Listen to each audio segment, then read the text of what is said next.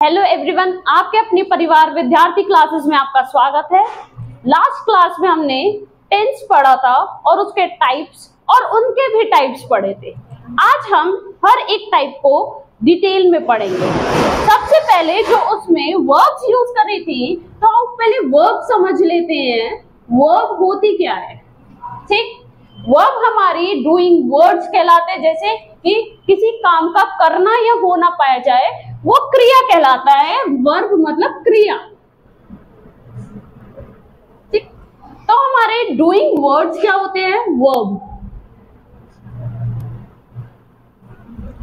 अब हम समझते हैं वर्ब हमारी टू टाइप से होती है। एक मेन वर्ब होती है और एक हेल्पिंग वर्ब होती है। तो वर्ब हमारी टू टाइप से है। एक हमारी मेन वर्ब आती है, एक हमारी हेल्पिंग वर्ब। मेन वर्ब हमारी जैसे कि डांस, वॉक, टॉक, इस तरीके के वर्ड्स जो हैं हमारे क्या है होते हैं, मेन वर्ब्स में आते हैं। अब दूसरा हम हेल्पिंग वर्ब करते हैं। हेल्पिंग वर्ब के भी हमारे टू टाइप्स होते हैं, तो हम थोड़ा डिटेल में पढ़ लेते हैं। हेल्पिंग वर्ब्स,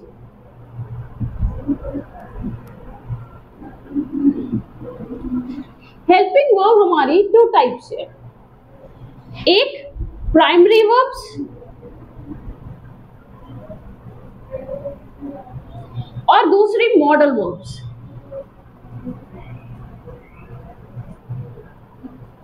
प्राइमरी वर्ब्स के भी हमारे जो है एक इसमें जो है प्राइमरी वर्ब्स आ जाएंगी, जिसे हम ऑक्सिलरी वर्ब्स भी कहते हैं।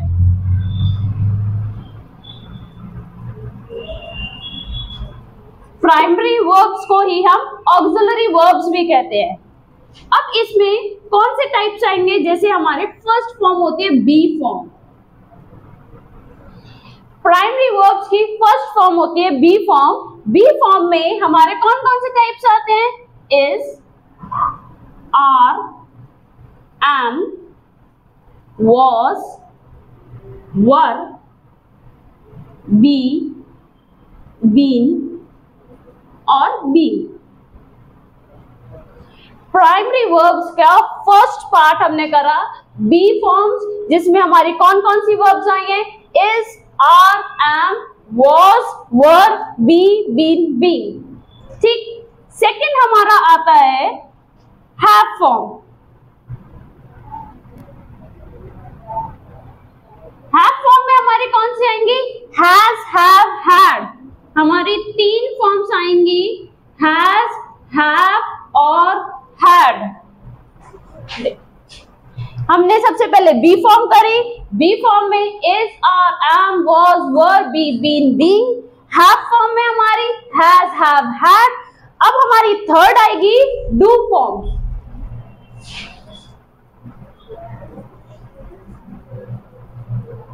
डू फॉर्म में हमारी कौन सी आएगी?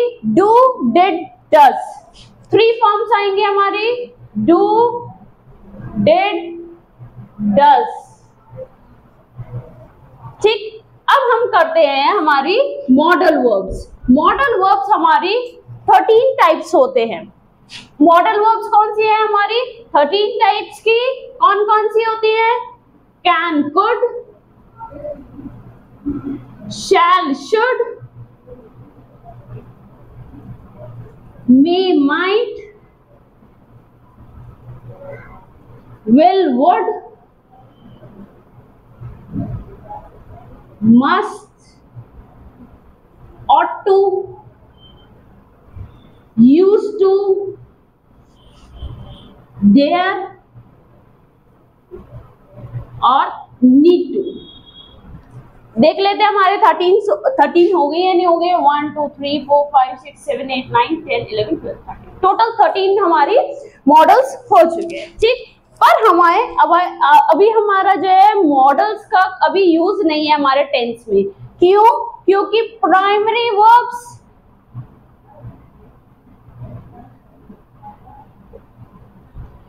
कि primary verbs plus main verb हमारा टेंस बनाएंगे। ठीक,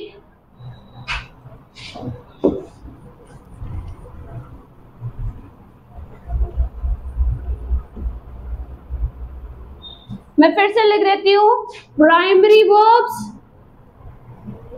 या फिर हमारी auxiliary verbs plus main verb हमारा टेंस बनाती हैं। ठीक, मॉडल्स प्लस मेन वर्ब्स हमारे मॉडल वर्ब्स बनाते हैं। तो अभी हम जब हमारा टॉपिक टेंस का चल रहा है तो हमें अभी मॉडल्स की फिलहाल जरूरत नहीं है, पर हाँ जहां जहां टेंस में हमारी मॉडल्स की जरूरत पड़ेगी, जैसे हैबिट ऑफ पास्ट या हैबिट ऑफ प्रेजेंट बताने के लिए, तब हम इनका यूज तब पढ़ लेंगे। अभी हम प्रेजेंट इंडेफिनिट से शुरुआत करते हैं। प्रेजेंट इंडेफिनिट जो कि मैंने बताया था कि हमारे रोजमर्रा की गतिविधियों में यूज करते हैं हैबिचुअल एक्शंस, यूनिवर्सल ट्रुथ और कुछ फिक्स्ड एक्शंस फ्यूचर के। ठीक, तो सबसे पहले इसका फॉर्मेट रिवाइज करते हैं। सब्जेक्ट जिसके बारे में हम बात कर रहे होते हैं, प्लस वर्ब की फर्स्ट फॉर्म में SEIS प्लस ऑब्जेक्ट, ये हमने हमारा फॉर्मेट करा था। अब क्या है, he goes to स्कूल या ऑफिस, कुछ भी कर लो, ये हमारा एग्जाम्पल हो गया। ठीक, अब क्या है, सबसे पहले इसका इन डिटेल में पढ़ते हैं। तो हमारा पहला पॉइंट आ जाएगा प्रेजेंट इंडेफिनिट का, हैबिचुअल एक्शंस।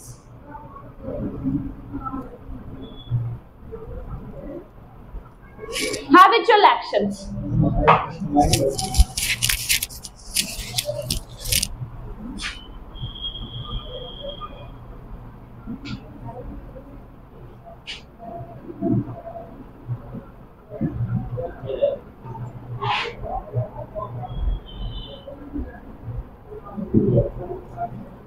ये हमारा नॉर्मल सेंटेंस है, I get up early in the morning. अब क्या है कि ये क्या है, मेरी रोज की आदत है कि मैं रोज सुबह उठती हूँ। ठीक, तो एवरी मॉर्निंग की हो चाहे एवरी इवनिंग, एवरी नाइट, इस तरीके के वर्ड्स अगर आपको किसी सेंटेंस में मिलते हैं तो वो हमारे को हैबिचुअल एक्शंस के बारे में बताते हैं। जैसे कि अगर मैंने लिखा ही वॉक्स डेली, तो हमारे इस सेंटेंस में डेली से हमें पता चल रहा है कि क्या है कि डेली उसकी रोजाना की आदत है कि वो रोजाना चलता है। तो इससे हमें पता चला कि वो उसकी एक हैबिचुअल एक्शन है। ठीक, अब हमें क्या है कि पता कैसे चलेगी, अगर हमारे पास कोई भी सेंटेंस आ जाता है तो हमें पता कैसे चलेगी कि ये हमारी रोजमर्रा की गतिविधि है या नहीं है। तो हमारे को कुछ वर्ड्स से पता चलेगी। तो हम क्या है, इनके टाइम एक्सप्रेशन वर्ड्स लिख लेते हैं। टाइम एक्सप्रेशन वर्ड्स जैसे एवरी डे, एवरी मॉर्निंग, ऐसी एवरी इवनिंग आ जाएगा, डेली आएगा, एवरी ईयर, मंथ, वीक, ऐसे कुछ वर्ड्स आएंगे। सेल्डम, हार्डली, रेयरली, इन सब का क्या मतलब होता है कि बहुत कम। जैसे मैंने कहा ही सेल्डम कम्स टू ऑफिस, तो इसका मतलब है कि वो ऑफिस बहुत कम आता है। ठीक, इसमें एक वर्ड स्कार्सली भी कर लेंगे, इसका भी मतलब बहुत कम होता है। सेकंड हमारा आता है नेवर। ठीक, फिर ओकेजनली, ओकेजनली क्या होता है? ओकेजनली कभी कभार, ठीक, जैसे हम अपने रिलेटिव से ओकेजनली मिलते हैं, कभी कभी। Frequently, generally, often, frequently, generally, often, usually, ये सारे वर्ड्स क्या बताते हैं हमें? ज्यादातर। इनका क्या मतलब होता है? ज्यादातर। फ्रीक्वेंटली, जनरली, ऑफन और यूजुअली, इन सब का मतलब क्या होता है? ज्यादातर। सेल्डम, हार्डली, रेयरली, स्कार्सली का मतलब है बहुत कम, कभी कभार, जैसे हम कह देते हैं, ठीक। इनके अलावा आपको जनरली मिल जाएगा। जनरली, जनरली तो शायद हो चुका है हमारा। इसके बाद हमारा once a day, twice a day, week, इस तरीके के वर्ड्स भी आ जाएंगे। Once a day, once a week, ठीक, कि पूरे दिन में एक बार, हफ्ते में एक बार, इस तरीके के वर्ड्स भी आपको जिस भी सेंटेंस में मिले वो हमें क्या है? हैबिचुअल एक्शंस को शो करेंगे, ठीक। चल इसके एग्जाम्पल लेते हैं।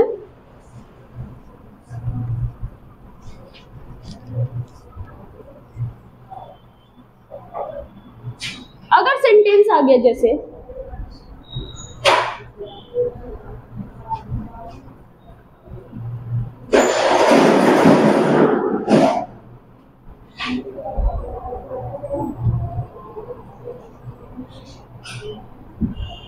he is going for a morning walk every day, तो हमने देखा सेंटेंस में कि हमारा वर्ड क्या आ रहा है? एवरीडे। एवरीडे हमें रोजमर्रा की गतिविधि बताएगा, हैबिचुअल एक्शंस। अब ये वर्ड देखते ही साथ पता चल गया जो भी हैबिचुअल एक्शंस बताते हैं वो प्रेजेंट इंडेफिनिट में होते हैं। अब हमें पता है प्रेजेंट इंडेफिनिट का फॉर्म है सब्जेक्ट प्लस वर्ब की फर्स्ट फॉर्म में एस या ईएस प्लस ऑब्जेक्ट। अब सेंटेंस देखा, एवरीडे आया, हैबिचुअल वर्ड आया, पर यहाँ पे क्या है? यहाँ पे हमने देखा कि यहाँ कंटिन्यूअस फॉर्म लगी हुई है। वर्ब की फर्स्ट फॉर्म में एस या ईएस का कोई रोल नहीं है, तो ये सेंटेंस गलत हुआ। एरर कहाँ पे है? हमारा इज गोइंग में। यहाँ पे क्या आना चाहिए? वर्ब की फर्स्ट फॉर्म में एस या ईएस, तो यहाँ क्या आएगा? वर्ब की फर्स्ट फॉर्म हमारी गो, सब्जेक्ट हमारा सिंगुलर है इसलिए आगे हमारा ईएस जरूर है, ठीक है। तो ये बन गया हमारा he goes for a morning walk every day, ठीक।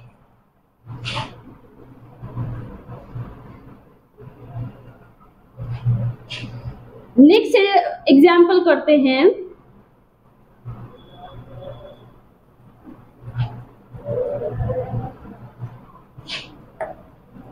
Everyone likes her in the office. In the office,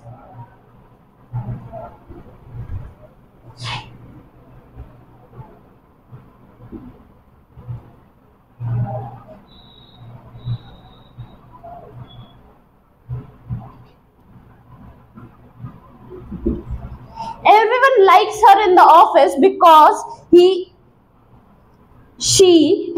seldom comes late. अब क्या है? सेंटेंस में हमने कहा कि हमारा वर्ड आ रहा है seldom, जो हमें हैबिचुअल एक्शंस बताता है।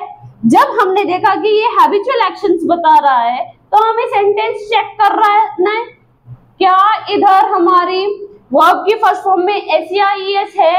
बिल्कुल है, तो हमारा सेंटेंस सही है। Everyone likes her in the office because she seldom comes late. इसका मतलब कि सब उसे ऑफिस में पसंद करते हैं क्योंकि वो ऑफिस में लेट बहुत कम आती है, ठीक। सेकंड पॉइंट पे पहुंचते हैं। अब ये हमारा हैबिचुअल एक्शंस का खत्म।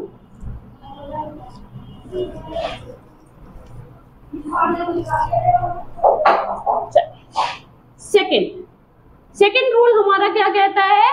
Universal facts. यूनिवर्सल फैक्ट्स या ट्रुथ्स। यूनिवर्सल फैक्ट्स या ट्रुथ। अब यूनिवर्सल फैक्ट्स या ट्रुथ में हमारे कौन से आते हैं जो कभी बदल नहीं सकते हैं। जैसे हमने कहा sun rises in the east, sun rises in the east, तो ये कभी बदल नहीं सकता। सूरज पूरब से उगता है तो उगता है, और सनसेट कहां पे होता है? सन वेस्ट में, correct. Earth moves round the सन,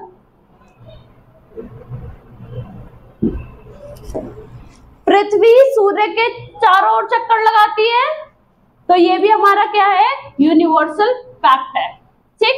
तो ये हो गया हमारा यूनिवर्सल फैक्ट, जिसमें हमारा सब्जेक्ट के साथ वर्ब की फर्स्ट फॉर्म में एस या ईएस आ रहा है, और आगे हमारा ऑब्जेक्ट। तो ये हो गया हमारा यूनिवर्सल फैक्ट, जिसमें हमारा प्रेजेंट इंडेफिनिट का यूज किया जाता है, ठीक है।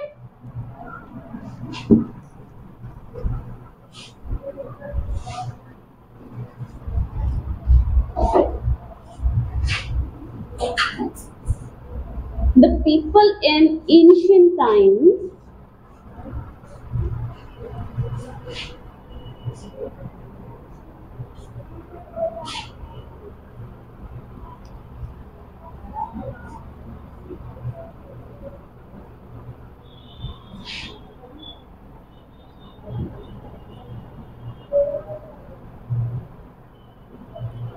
अब हमारे पास सेंटेंस है, the people in ancient time believe that the sun moves round the earth. अब ये सेंटेंस देख के बताओ सही है या गलत है, क्या लग रहा है? चलो सेंटेंस देखते हैं। क्या है कि पुराने समय में लोग मानते थे कि सन मूव करता है, सन सूर्य घूमता है पृथ्वी की ओर के चारों ओर, पर हमें पता है कि ये ऐसा सच में तो नहीं है।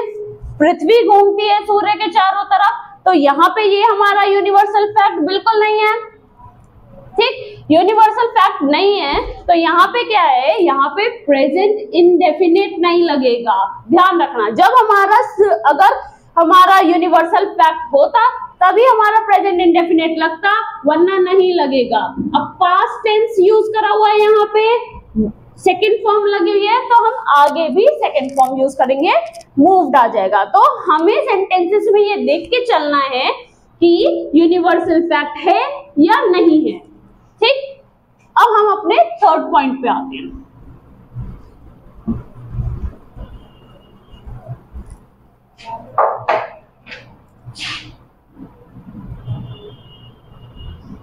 Fixed actions in future.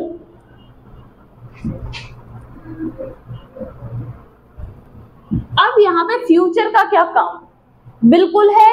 क्यों? क्योंकि सबसे पहले हमारे को ये समझने की अभी फिलहाल जरूरत है कि फ्यूचर के हमारे एक्शंस कैसे होते हैं। एक फिक्स्ड एक्शंस होते हैं, एक not fixed actions. Fixed actions मतलब जो पक्का होंगे ही होंगे, पर पक्का होने में ये है कि ये हम 99% लेके चल रहे हैं, क्योंकि 1% का तो हमें खुद नहीं पता कि क्या हो जाए, ठीक। नॉट फिक्स्ड एक्शंस जो कि हमें चांसेस है कि नहीं हो सकते हैं, हो भी सकता है नहीं भी हो सकता है, पर ये पक्का होगा ही होगा, ठीक। तो मैंने कहा आई शैल गो टू दिल्ली टुमारो।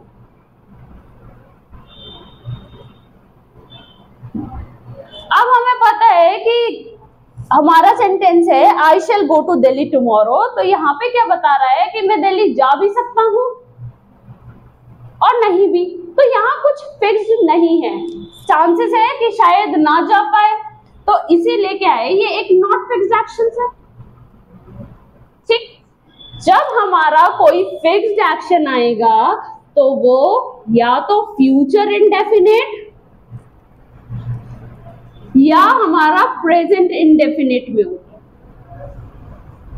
या तो फ्यूचर इंडेफिनिट में होगा या तो प्रेजेंट इंडेफिनिट में होगा, दोनों में सही होगा। पर अगर हमारा एक्शन नॉट फिक्स्ड है तो सिर्फ फ्यूचर इंडेफिनिट में होगा। ध्यान रखना, जब हमारा कोई एक्शन फिक्स्ड है तो वो फ्यूचर इंडेफिनिट में भी करेक्ट है और प्रेजेंट इंडेफिनिट में भी करेक्ट है, पर जब हमारा एक्शन नॉट फिक्स्ड है तो वो फ्यूचर इंडेफिनिट में ही रहेगा सिर्फ। ठीक, एग्जाम्पल लेते हैं, जैसे the PM will give speech tomorrow। अगर प्राइम मिनिस्टर कोई स्पीच देने वाला है कल, तो ये क्या है कि कंफर्म होता ही होता है। वो अलग बात है कि कुछ हो जाए, वो अलग बात है, तो हम इसलिए फिक्स्ड एक्शंस को हम 99% लेके चलते हैं। ठीक, तो ये स्पीच टुमारो पक्का है, होगी, ये एक फिक्स्ड एक्शन है। और फिक्स्ड एक्शन हमारे किस में होता है? फ्यूचर इंडेफिनिट में। फ्यूचर इंडेफिनिट का फॉर्मेट हमने फॉर्मेट्स में करा था, सब्जेक्ट, विल, शैल, वर्ब की फर्स्ट फॉर्म और ऑब्जेक्ट। ठीक, अब ये क्या है, अगर मैं इस सेंटेंस को the PM gives speech tomorrow कर दूं, क्या अब सेंटेंस सही है? जी बिल्कुल सही है। क्यों? क्योंकि मैंने कहा था जब हमारे फिक्स्ड एक्शन होंगे तो प्रेजेंट इंडेफिनिट में भी हो सकते हैं और फ्यूचर इंडेफिनिट में भी। तो यहाँ पे क्या है, ये सेंटेंस एक प्रेजेंट इंडेफिनिट में, सॉरी, सब्जेक्ट वर्ब की फर्स्ट फॉर्म में SEIS प्लस ऑब्जेक्ट। तो ये हमारा हुआ आज प्रेजेंट इंडेफिनिट। प्रेजेंट इंडेफिनिट में एक छोटा सा पार्ट और कर लेते हैं। ये 3 पॉइंट्स तो हमारे प्रेजेंट इंडेफिनिट को कंप्लीट कर देते हैं।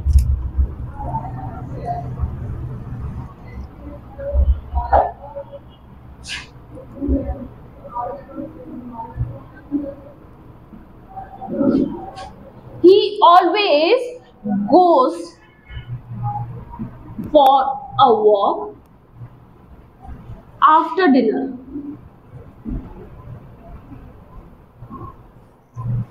He always goes for a walk after dinner। और मैंने एक सेंटेंस लिखा, He is always talking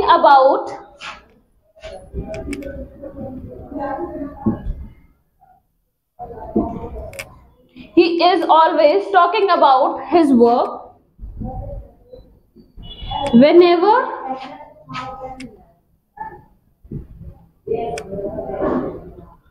they meet। मैंने कहा he is always talking about his work whenever they meet। अब हम देख रहे हैं दोनों सेंटेंसेस में ऑलवेज आ रहा है, पर क्या इन दोनों का सेम यूज है? नहीं। क्या है कि जब भी हमारा ऑलवेज का क्या रूल है, जब ऑलवेज हमारा 2 टाइप से यूज करा जाता है, एक इरिटेशन और एक हैबिट बताने के लिए। एक इरिटेशन बताने के लिए और एक हैबिट बताने के लिए। तो जब भी हमारा ऑलवेज कोई इरिटेशन बताएगा, इरिटेशन मतलब किसी चीज से चिड़चिड़ाहट मचती है, तो जब भी कोई इरिटेशन बताएगा तो वो प्रेजेंट कंटिन्यूअस में होगा। ठीक, और जब हैबिट बताएगा तब वो प्रेजेंट इंडेफिनिट में होगा।